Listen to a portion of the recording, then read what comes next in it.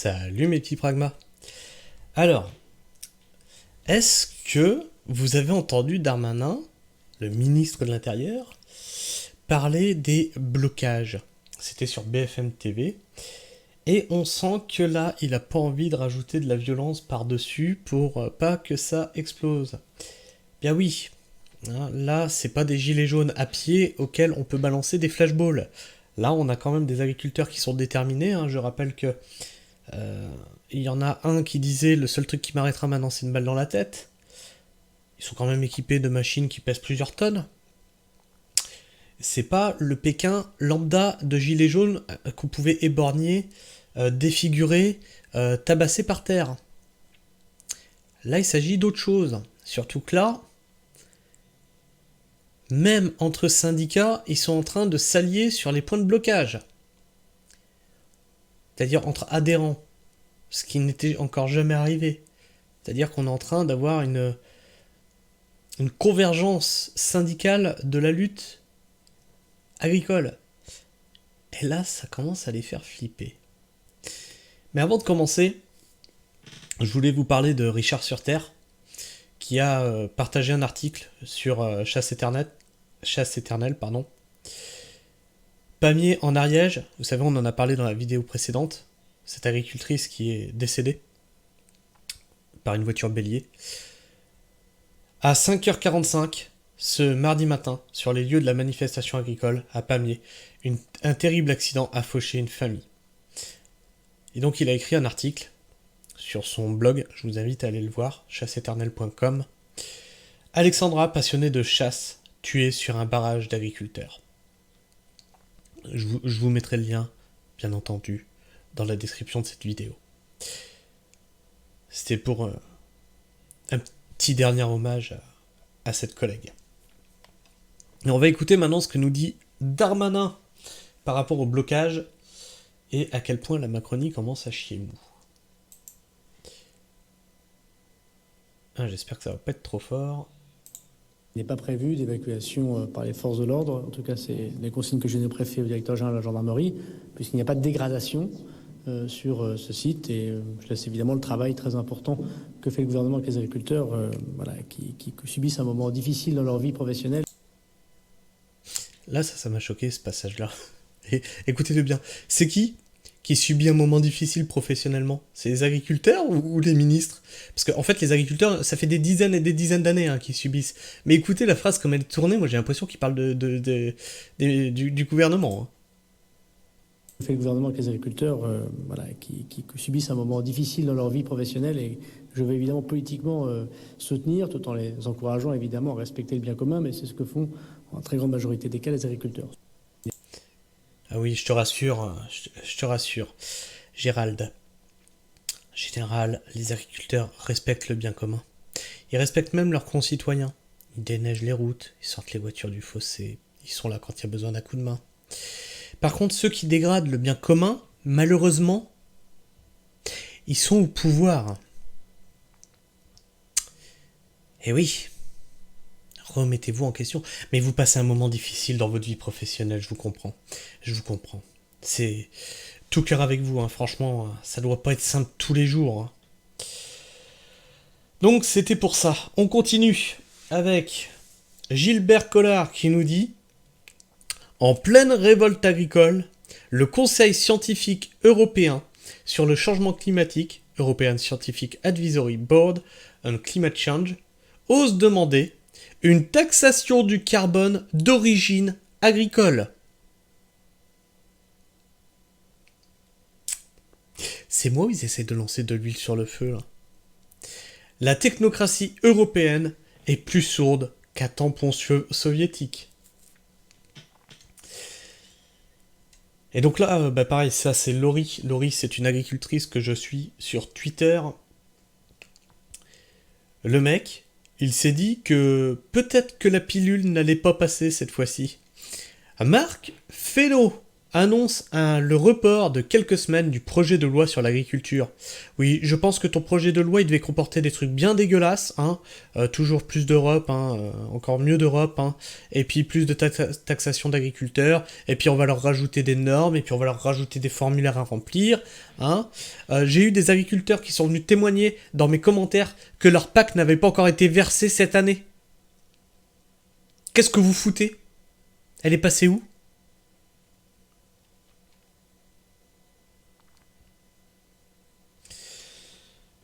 Agriculteur France, on va faire trembler l'Elysée. Ah ouais, celle-ci, il faut qu'on l'écoute. Selon un sondage Sud Radio, 98% des Français soutiennent les agriculteurs. Alors apparemment, 98% de mon auditoire soutient les agriculteurs et je vous demande de me le signifier dans les commentaires. Dites-moi si oui ou non vous soutenez les agriculteurs. Pour moi, franchement, je vais vous le dire, de mon point de vue, c'est la dernière révolte possible. On pensait que les gilets jaunes, ça allait être la dernière, qu'après il y aurait les drones, les machins et tout, qu'ils allaient équiper les policiers. Là, je pense vraiment que là, on est vraiment sur la dernière. Si on se fout pas derrière les collègues agriculteurs, c'est fini. Franchement, sérieusement, c'est fini. C'est vraiment la dernière chance. On va écouter ce qu'ils nous disent. Vraiment faire trembler l'Elysée. On est en train de vraiment faire trembler l'Elysée. Et ça confirme ce que je disais. Quand la terre se réveille, les murs tremblent. Et je vous garantis que là-haut, ils font de l'huile. Donc peut-être il y aura un nouveau label qui sera fait, l'huile de l'Elysée. Je ne sais pas quel goût elle aura, mais bon. Non, nous on est là, on se mobilise. On a énormément de soutien de la population. Ce matin, j'étais là de bonne heure. J'ai vu des gens, des gens avec leurs moyens qui sont venus, qui ont amené des chocolatines, des croissants, des crêpes. Voilà. C'est quand même un soutien très très fort. Vraiment faire... Alors, chocolatine ou pain au chocolat ? C'est vraiment le sujet de la discussion, là. Non, mais vraiment, je pense que oui, 98% de la population est derrière eux. Et c'est le moment, quoi. C'est le moment de faire trembler l'Elysée, et c'est le moment de faire trembler le pouvoir, et c'est le moment d'obtenir ce que vous n'avez pas obtenu. Les gilets jaunes, je pense à vous, par exemple. Les infirmières, les cheminots, défendus par des syndicats corrompus. Je pense notamment à la CGT, à la CFDT. Ah, c'est quoi que vous avez comme les cheminots ? C'est Rail Sud ou une connerie comme ça ? Les policiers, les routiers. On s'est foutu de votre gueule là pendant des années. Ah, c'est les agriculteurs qui se réveillent. C'est la dernière chance. C'est la dernière chance. Faites selon votre conscience. Je ne peux pas vous donner d'instructions. Faites selon votre conscience. Les blocages augmentent partout en France. Bravo pour cette mobilisation. La Macronie et l'UE tuent notre agriculture avec la multiplication des traités de libre-échange et des normes absurdes. Tout cela au nom d'une fausse écologie. Alors moi, ce qui me tue, c'est que tout le monde arrive à dire « Oui, c'est de la faute à l'Union européenne ». Mais dans vos programmes, vous n'avez même pas de sortie de l'Union européenne. Vous n'en avez pas. Vous savez où est le problème ? Mais par contre, sur vos programmes, il ne figure pas ce problème. Alors on va écouter ça ensemble.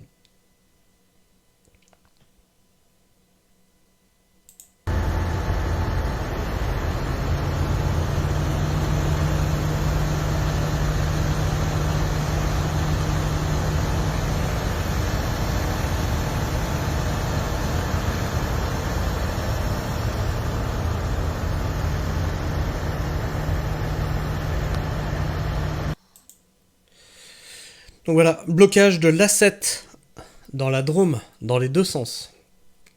C'est en train de bloquer partout. Hein. Vous allez voir, là, on va descendre dans tous mes signés. Là. C'est le Bronx. Toutes les préfectures sont prises d'assaut. Hein. C'est un siège. Vraiment, c'est un siège, en fait. Autour de la préfecture de Poitiers. Donc maintenant, c'est... Voilà, donc... j'ai pas besoin de mettre du son. Donc elle se fait assiéger par les agriculteurs, la préfecture de Poitiers.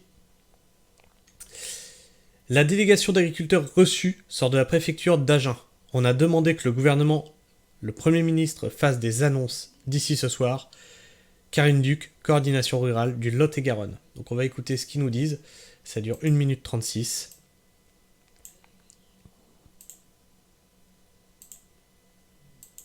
On a demandé à ce que le gouvernement, le Premier ministre, fasse des annonces ce soir, d'ici ce soir, parce que sinon, forcément, malheureusement, on a failli rencontrer une situation un peu similaire à cette pauvre dame cette nuit. C'était un peu juste pour nous aussi. Voiture bélier. Ça a été juste pour eux aussi. C'est en train de se produire un peu partout. Étrange ça, il n'y en a pas eu autant lors des Gilets jaunes, c'est quand même bizarre. Il y a des barrages qui vont se faire un peu partout sur les autoroutes de France. S'ils ne veulent pas avoir un autre mort sur la conscience, les choses sont faites de leur côté. Ils n'ont qu'à avancer leurs annonces. C'est pas compliqué. Avancer des annonces pour le respect de cette personne, de cette famille, et pour le respect de nous tous, de la profession des agriculteurs. Qui ne nous baladent pas. Les annonces dans la semaine, on s'en contrefiche. On est venu, on a été consultés. Ce week-end, on a tous pris de notre temps, on a été réactifs pour répondre et pour faire des propositions, comme si ils avaient besoin qu'on leur fasse encore des propositions depuis le temps qu'on leur dit ce qui ne va pas. On y est allé, on leur a dit ce qui n'allait pas. Ils doivent faire des annonces, les choses sont faites chez eux, il ne faut pas se leurrer. Donc Gabriel Attal, il prend sa paire, et ce soir il passe devant la télé, et il dit ce qu'il a à dire, il fait des annonces très fortes, des aides d'urgence immédiates, et on revoit complètement cette putain de politique agricole qui ne va à personne. C'est ça que j'aime en agriculture. C'est qu'on a des femmes en agriculture qui ont des paires de baloches que les mecs n'ont plus. Des tripes et du sang ont été balancés sur les grilles de la préfecture du 47 Agen. Ah, c'est pas le seul truc qu'ils ont pris, hein. J'ai pas l'impression que ce soit du sang, j'ai l'impression que c'est de la peinture. Ça me semble pas aussi visqueux que du sang, hein. Franchement, je pense que ça c'est un petit peu... le message qu'il y a avec, il est pas bon. Action des agriculteurs devant la préfecture à Agen. Plusieurs dizaines de tonnes de déchets déversés devant la préfecture du Lot-et-Garonne. On va se regarder ça.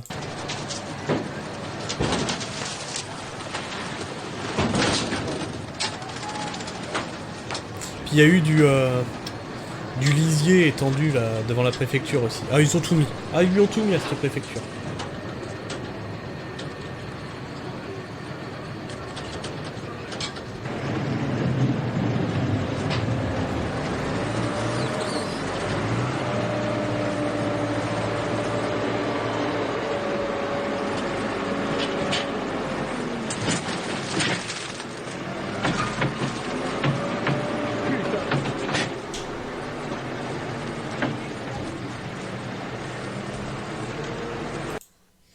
C'est moi ou il y a comme un parfum de révolution dans l'air?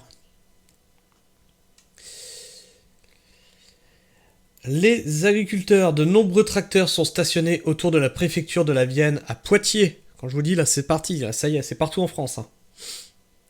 Et apparemment le 24 il y a un gros truc qui se prépare mais je sais pas ce que c'est exactement. Les agriculteurs corses mobilisent également ici à Bastia. Voilà. Partout. Alors, ça m'aurait étonné des Corses quand même qui se mobilisent pas. Hein.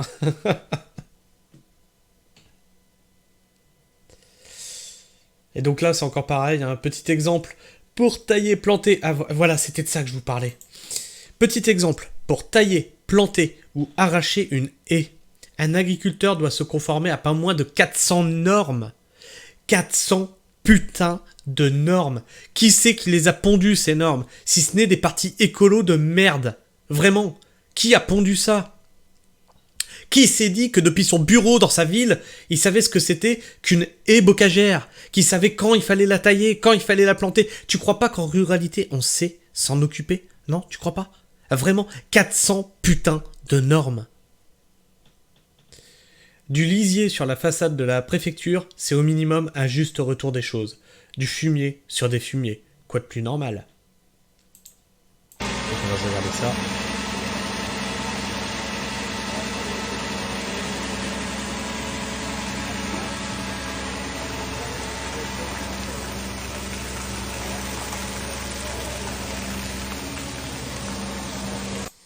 Alors cette préfecture, elle a tout eu. Hein. Elle a eu le foin, le lisier, les tripes, le sang, les déchets, et il y a eu aussi des lancers de kiwis dans la cour de la préfecture. Les Bretons s'y mettent aussi, à Quimper. Vous voyez, ceux qui me demandaient en Bretagne où ça se passe. À Quimper, les bottes de paille sont installées sous le pont du Rouillan, sur la RN 165. Voilà, les Bretons, vous m'avez demandé où ça se passait. Vous avez l'info. On a une interview de cet agriculteur qui disait que seule une balle dans la tête pouvait l'empêcher de rentrer sur l'autoroute. Et vous allez voir, ce mec-là a des baloches en acier. C'est en train de chauffer partout. Je m'engage à ne pas sortir vivant de tout ça s'il le faut. On se battra jusqu'au bout. Prise de parole de Jérôme Bale au niveau de Carbone. Franchement, Jérôme, tout mon respect. Vraiment, tout mon respect. On va écouter ce qu'il nous dit. Balle dans la tête m'empêcherait de rentrer sur l'autoroute en tracteur. Et là, je leur ai dit que si nous envoyaient les forces de l'ordre, je m'engage à ne pas sortir vivant d'ici s'il fallait qu'on se batte jusqu'au bout. Voilà. Maintenant, ils ont la pression. Ils ont intérêt de trouver des réponses très vite parce que je pense que jusqu'à maintenant, on a appelé un mouvement calme. C'est en train de chauffer partout dans la France. Ici, on gardera notre ligne exemplaire. Mais s'ils veulent nous sortir de force, je ne sais pas si je garderai mon calme.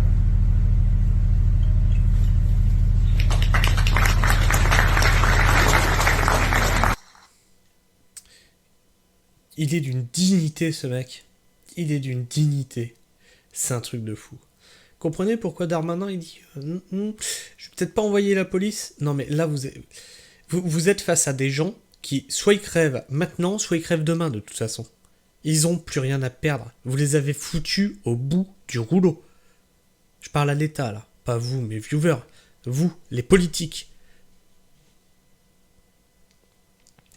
Les agriculteurs bloquent l'autoroute A75 à Saint-Flour, au sud de Clermont-Ferrand. Voilà, un autre point de blocage pour ceux qui veulent savoir. Alors celle-ci, je l'ai mis de côté parce que effectivement, ça c'est pas d'aujourd'hui, ça date d'un petit peu.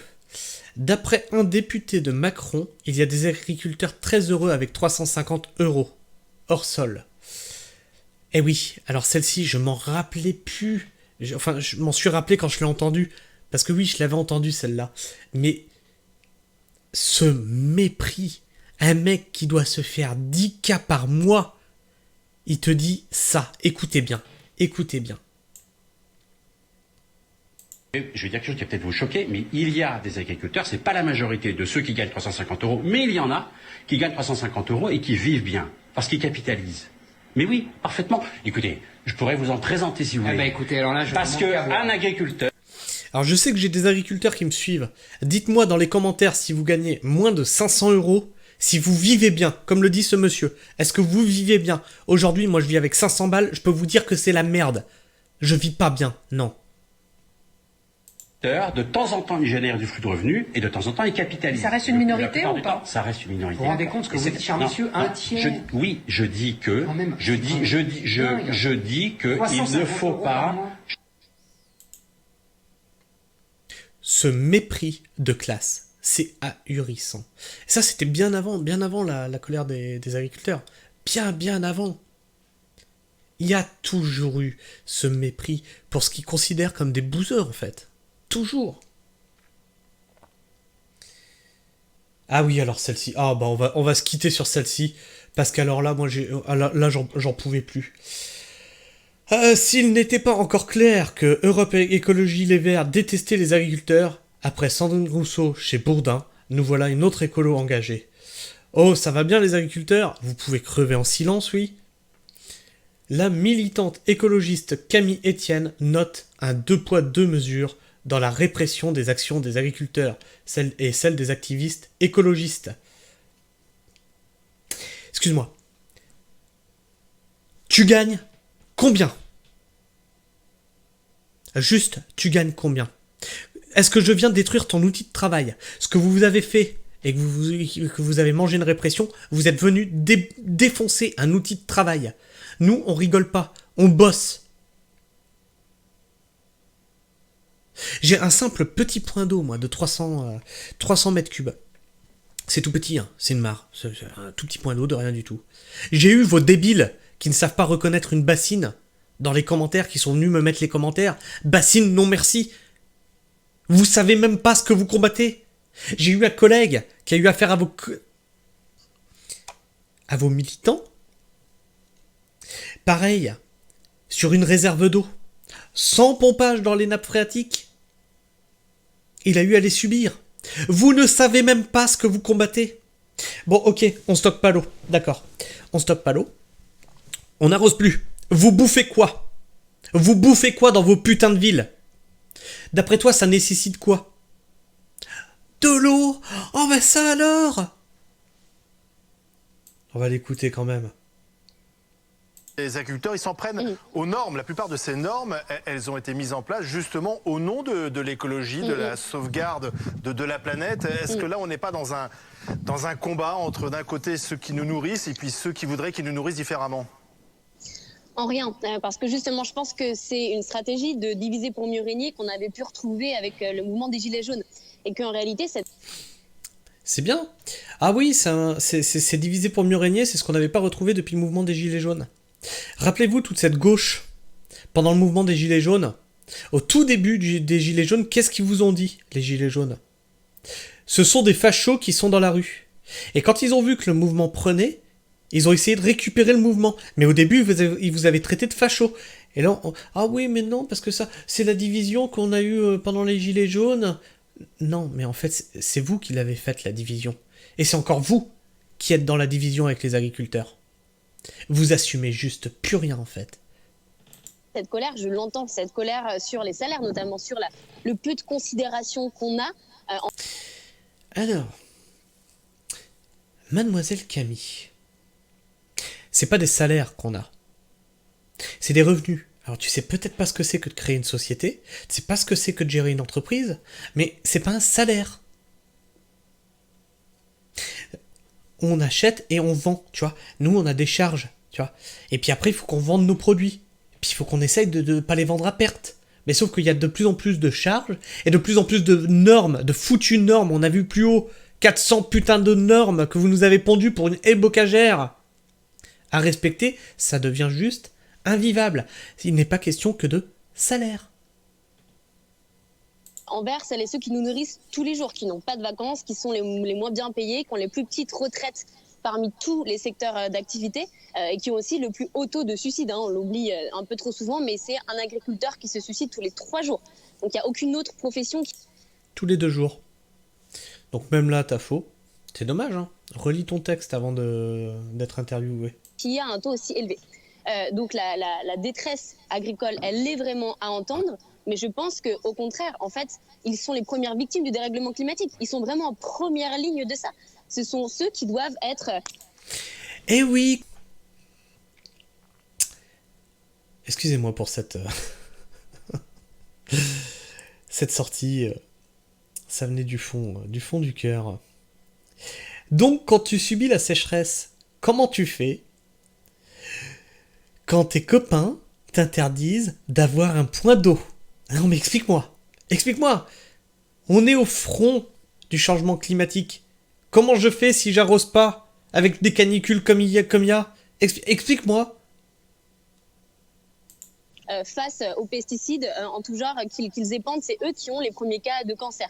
C'est aussi eux qui doivent faire face aux aléas climatiques. C'est eux qui doivent faire face à la délocalisation et à un marché totalement mondialisé. Donc en fait, je crois qu'au contraire, il y a des grandes alliances à mettre en place et on peut le voir par exemple avec d'autres syndicats. On donne beaucoup la parole à la FNSEA.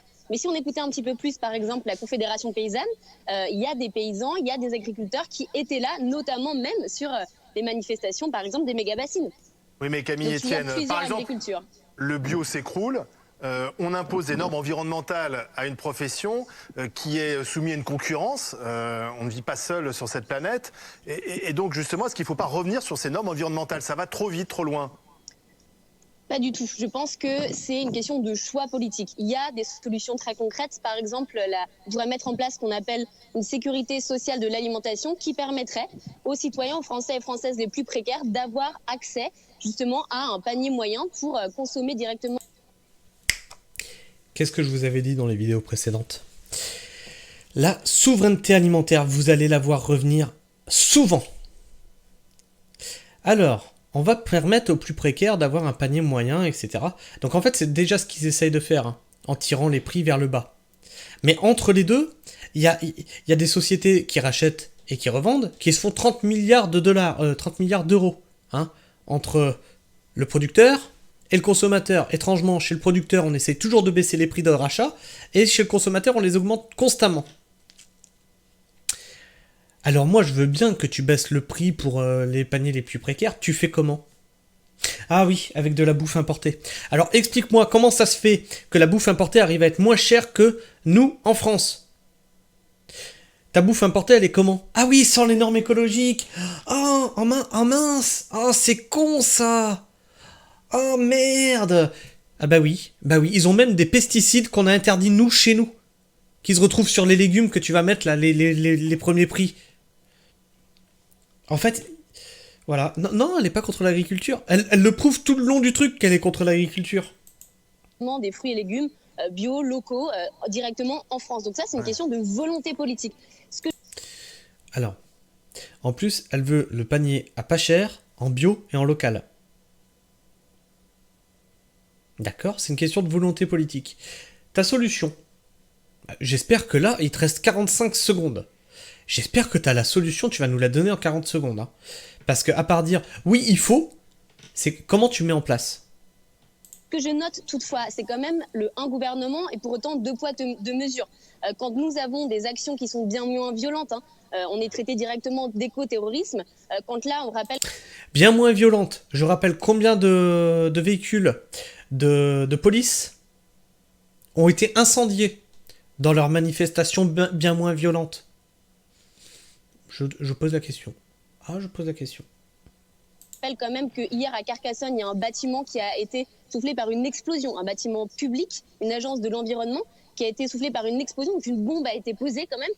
Et là, on a, en réaction, on a un ministre de l'Agriculture qui décale une loi, Emmanuel Macron qui demande à tous les préfets d'aller rencontrer les agriculteurs, et puis un Premier ministre qui reçoit en grande pompe ses auteurs. Donc on remarque quand même que dès que les actions viennent du côté des écologistes, on a quand même beaucoup plus facilement envie de les taxer d'éco-terroristes et puis de les criminaliser. On se souviendra, hein, mettez cette vidéo en archive, parce que si le mouvement dure, les écologistes vont dire qu'ils aiment les agriculteurs. Hein. On se souviendra qu'elle aimerait voir les agriculteurs en tôle. Hein. Faut juste s'en souvenir. Et c'est retweeté, ça avait été retweeté par Europe Écologie Les Verts. C'est là que je l'ai trouvé. Donc voilà. Pour la situation de l'agriculture en France, il y aura un deuxième volet. Je vous le diffuse ce soir à 16h30. Soyez à l'affût. On descendra plus bas dans mes signets. Allez. N'hésitez pas à me laisser un like si vous aimez ce que je fais ou un dislike si vous aimez pas. N'hésitez pas non plus à vous abonner si vous êtes encore là en fin de vidéo, parce qu'elle était un petit peu longue, celle-ci, 30 minutes quand même, à activer la petite cloche pour ne rater aucune de mes sorties vidéo. Sur ce, moi, je vous fais la bise, prenez soin du sol et restez pragmatiques. Ciao.